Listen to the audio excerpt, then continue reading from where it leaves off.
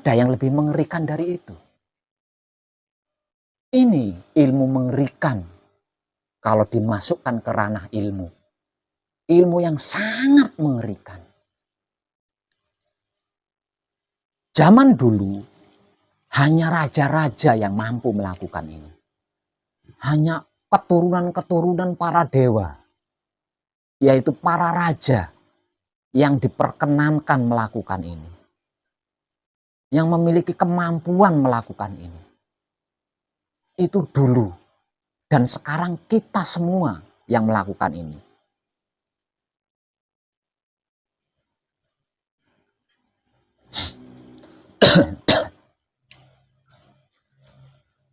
Di masa dulu, di masa yang lalu, laku ini disebut sebagai serat jiwa atau ilmu serat jiwa.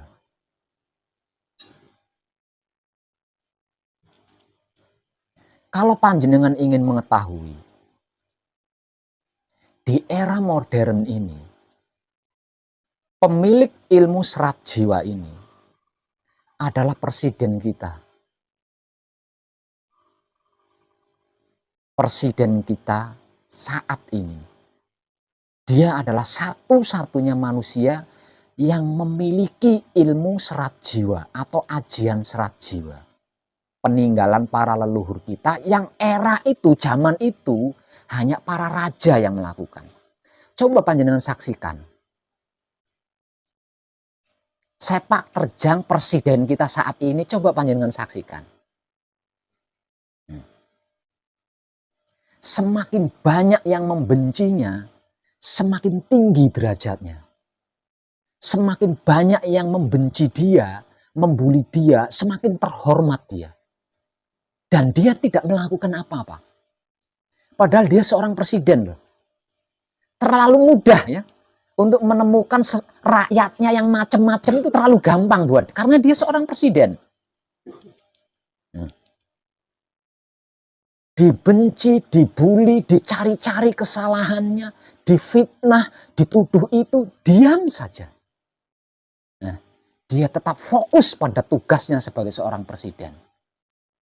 Namun realita yang terjadi di lapangan, satu persatu yang membenci dia, yang menghina dia, yang membuli dia, yang mencari-cari kesalahan dia, satu persatu jatuh. Satu persatu hancur. Ini banyak yang gagal merekam ini banyak sekali. Kenapa?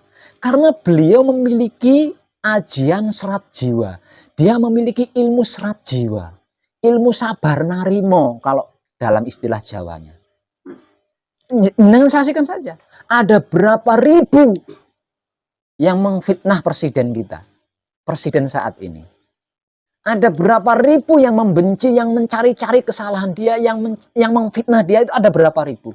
Dan ada berapa ribu pula yang mengalami jatuh bahkan hancur. Padahal dia tidak melakukan apa-apa loh. Apa enggak mengerikan itu? Apa tidak mengerikan? Ada yang lebih mengerikan dari itu. Jangan hati-hati.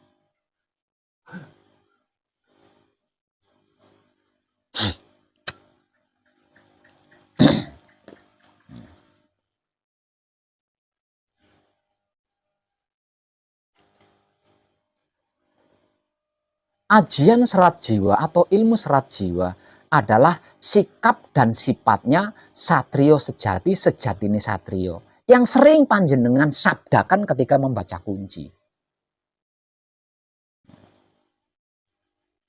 Secara lahir, secara wujud, laku kita adalah satrio sejati. Lakunya satrio sejati.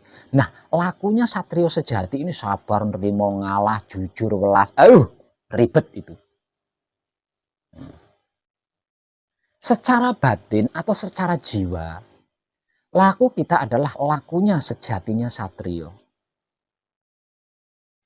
Seperti apa lakunya sejatinya satrio itu? Lakunya sejatinya satrio itu meraih kesuksesan tanpa menjatuhkan apapun dan siapapun. Meraih kesuksesan tanpa menyakiti apapun dan siapapun. Meraih kesuksesan tanpa merugikan apapun dan siapapun. Itu lakunya sejatinya satrio. Nah, kalau lakunya satrio sejati, difitnah diam, dibalas dengan kasih. Dibenci diam, dibalas dengan cinta. Disakiti, dilukai, diam, dibalas dengan sayang.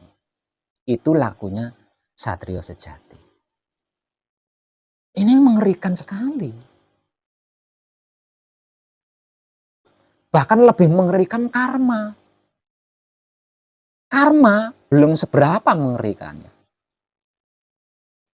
Nah, kalau wahyu pancagaib, spontanitas. Kalau karma itu nunggu waktu yang tepat. Kalau kita pernah mencubit seseorang, maka entah kapan waktunya, jika tepat, maka akan dicubit lagi oleh seseorang. Itu karma. Tapi kalau wahyu pancagaib, spontanitas. Nggak nunggu kesempatan waktu yang tepat itu, enggak. Ini mengerikan sekali.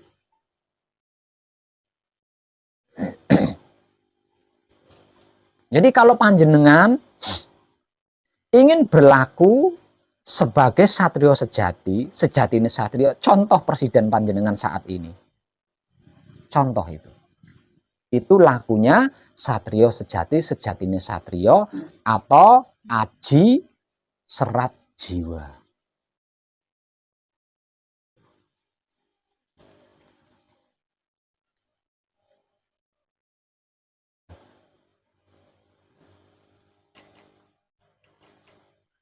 Itu berbahaya dan sangat mengerikan.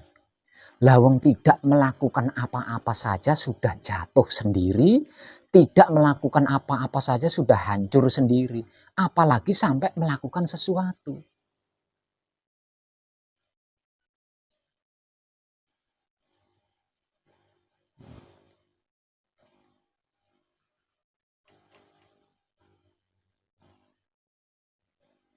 Dikarenakan wahyu pancagaib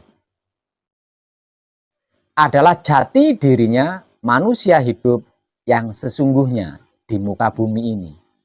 Sedangkan wahyu pancalaku atau iman adalah sikap dan sifatnya wahyu pancagaib. Yang tak lain dan tak bukan adalah sadulur papat kalimo pancer kita.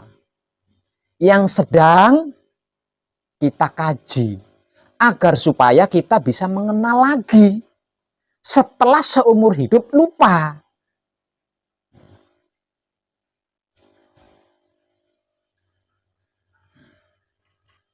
Sebelum manekung atau gembleng, lakunya adalah laku murni menuju suci.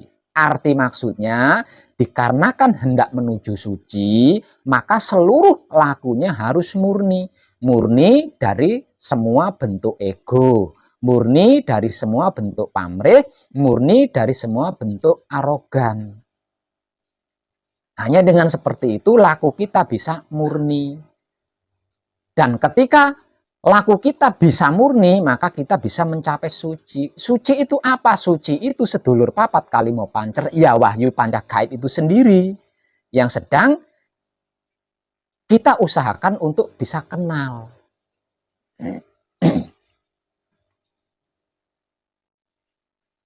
Terkait itu dibutuhkan wahyu panca laku atau iman.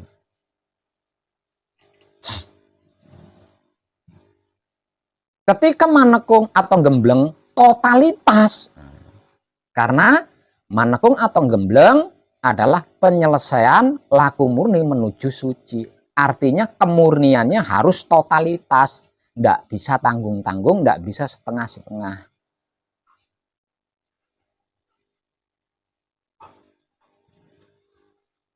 Setelah selesai manekung atau gembleng,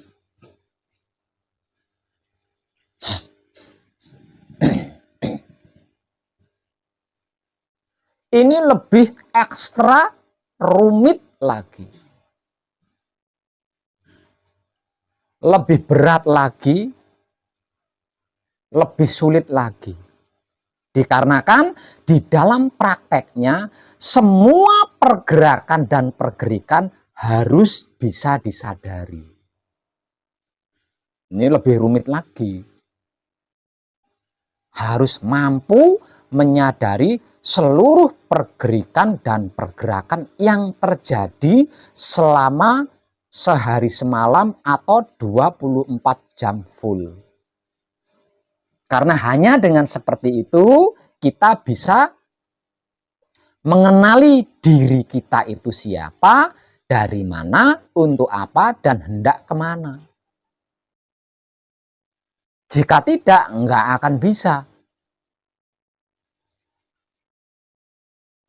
Karena kesucian mereka berlima, yaitu sedulur papat kalimo pancer, halus, halusnya halus, gaib, gaibnya gaib.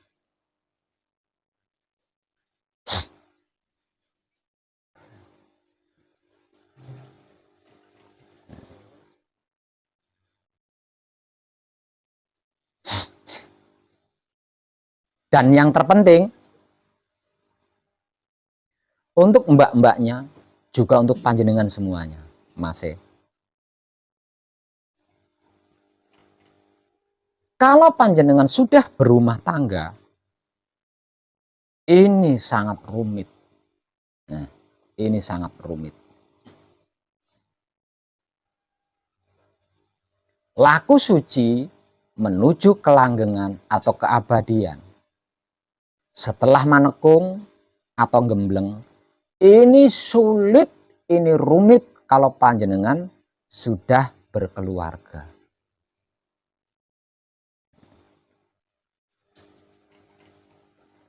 Namun, kalau panjenengan yang laki-laki bisa menghargai istri panjenengan, bisa jujur apa adanya, dan tidak mempermainkan istri panjenengan, kerumitan, berat, dan sulit ini tidak ada.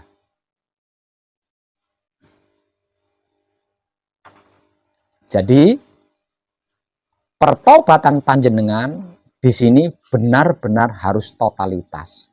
Selagi masih menekung, selagi masih gembleng, pertobatan panjenengan harus totalitas, harus titik di sini.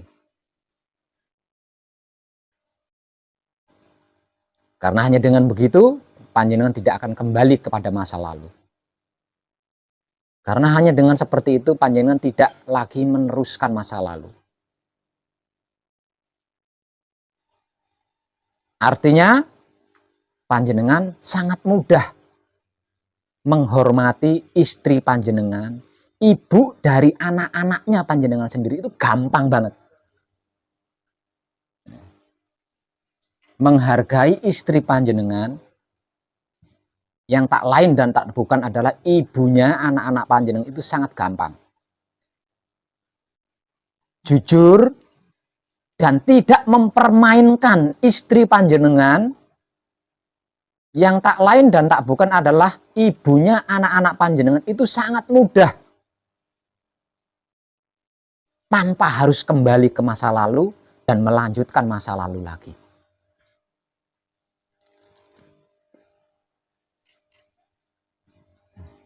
Sedangkan untuk perempuan, kalau panjenengan bisa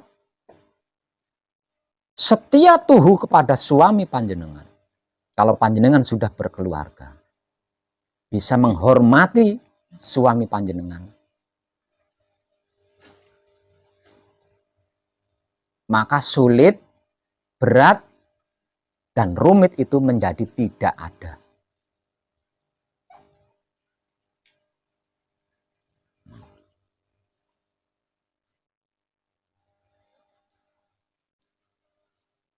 Karena ketika seseorang berhasil mencapai sucinya diri, berhasil mencapai fitrahnya diri, jika dia tidak sendiri, artinya berkeluarga, maka seluruh keluarganya akan menjadi tanggung jawabnya. Ada di kedua pundaknya. Urusan dunia, urusan akhirat, seluruh keluarga panjenengan, terutama anak istri panjenengan, itu akan menjadi tanggung jawab panjenengan 100%.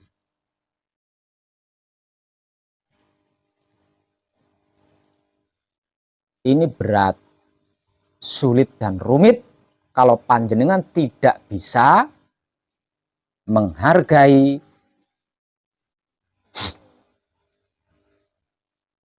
dan berhenti mempermainkan istri panjenengan.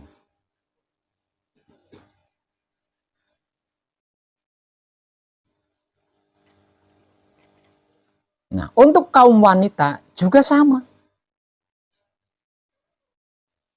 Ketika dia berhasil mencapai fitrahnya diri, berhasil mencapai sucinya diri, maka seluruh keluarganya, terutama suami dan anaknya, akan menjadi tanggung jawabnya. Kesempurnaan dunia dan kesempurnaan akhirat, seluruh keluarganya, terutama anak dan suaminya, itu akan menjadi tanggung jawabnya. Dia yang akan menjamin. Nah, ini berat sekali, ini sulit sekali, ini rumit. Namun kalau panjenengan bisa menghormati suami panjenengan, bisa setia tuhu kepada suami panjenengan, maka berat, sulit, rumit ini menjadi tidak ada.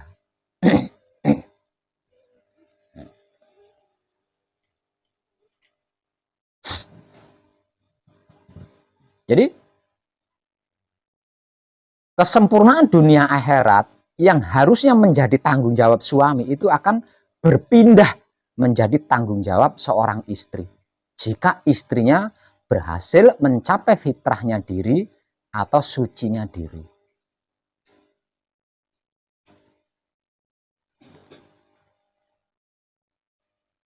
Namun jika suami istri berhasil secara bersamaan berhasil mencapai fitrahnya diri, berhasil mencapai sucinya diri, maka tidak ada bedanya. Suami atau istri, wanita atau lelaki ini nggak ada bedanya. Sama-sama satrio sejati, sama-sama sejatine satrio. Sama-sama putra kekudangane Rama. Ini ringan sekali, karena sudah pasti bisa saling menghargai. Karena pasti bisa saling menghormati. Karena pasti bisa saling setia tuhu. Karena pasti sudah bisa saling jujur apa adanya. Suami istri. Dan itu yang luar biasa.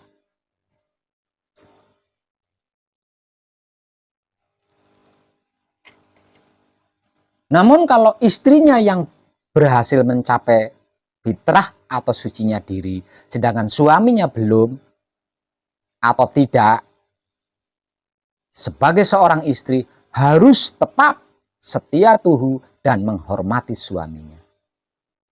Sebodoh apapun, bahkan sekafir apapun, tetap harus setia tuhu dan menghormati suaminya. Tidak boleh tidak. Atau sebaliknya, suaminya yang berhasil mencapai fitrahnya diri atau sucinya diri. Ini lebih lagi kalau istrinya belum. Karena apa? Karena memang itu tanggung jawab seorang suami. Kesempurnaan dunia akhirat, anak istrinya itu memang tanggung jawab seorang suami. Jadi tetap harus bisa menghargai dan tidak lagi mempermainkan istri.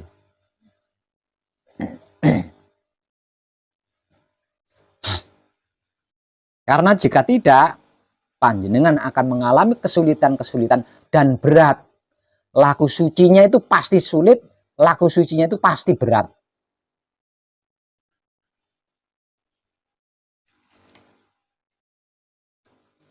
Maka laku suci menuju kelanggengan atau keabadian adalah bentuk usaha mempertahankan fitrahnya diri, mempertahankan sucinya diri. Nah, kalau lakunya sulit, berat, bagaimana bisa dipertahankan?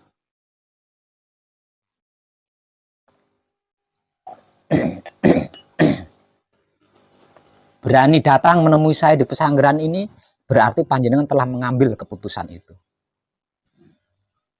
Keputusan besar itu sudah panjenengan ambil. Itu terbukti dari keberanian panjenengan datang menemui saya di pesanggeran ini.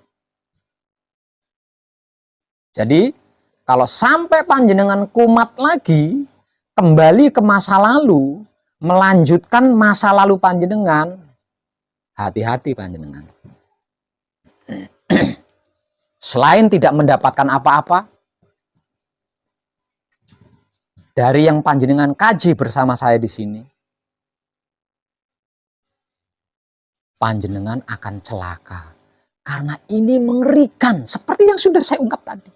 Ini sangat bahaya dan mengerikan. Dan itu tidak bisa dikompromi. Kalau pelajaran-pelajaran lain bisa dikompromi dengan alasan hilap atau lupa, dengan alasan terpaksa atau kepepet, panjenengan bisa melanggar. Kalau di sini tidak bisa. Wahyu Pancagaya tidak bisa. Salah tetap salah. Dosa tetap dosa, luput tetap luput, dan harus dihukum seketika itu.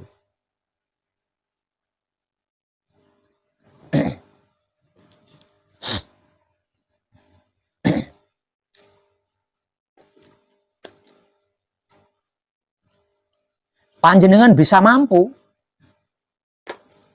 selesai manekung, selesai gembleng, panjenengan bisa mampu selesai manekung, selesai gembleng, maka fitrahnya diri, sucinya diri yang berhasil panjenengan capai dengan saya temani selama manekung atau gembleng, langsung bisa digunakan untuk menyelamatkan apapun yang panjenengan kehendaki.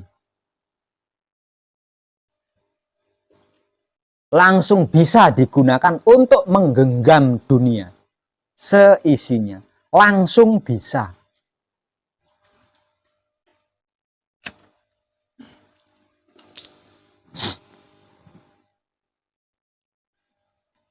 Enggak tunggu lama-lama.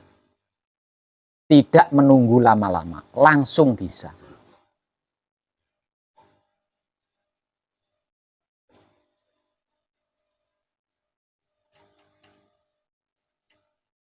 Dan prakteknya itu sangat simpel, gampang, dan gratis. Serta selama panjenengan manekung, selama panjenengan gembleng, panjenengan sedang berlatih ini loh ya. Sedang berlatih ini.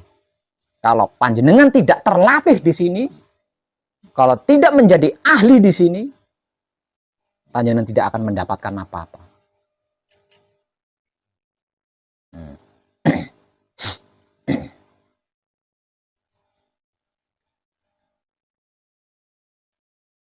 Sebelum datang ke sini, panjenengan sudah menyimak pencerahan dari saya di YouTube.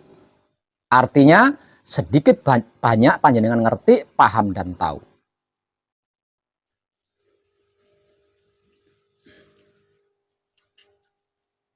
Kalau panjenengan tidak ngerti, belum paham, belum tahu, berarti panjenengan baru menonton video saya. Dan itu pun banyak di skipnya. Bukan disimak baik-baik. Disimak baik-baik sekalipun, kalau banyak di skipnya, panjenengan tidak akan mengerti, nggak akan paham, nggak akan tahu.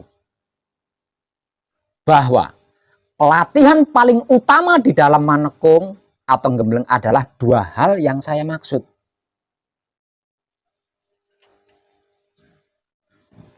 Padahal ini sangat gampang sekali. Gampang, sederhana, dan gratis. Tapi kalau panjenengan belum mengerti, belum paham, belum tahu, ini sulit. Ini sulit. Ini sulit sekali.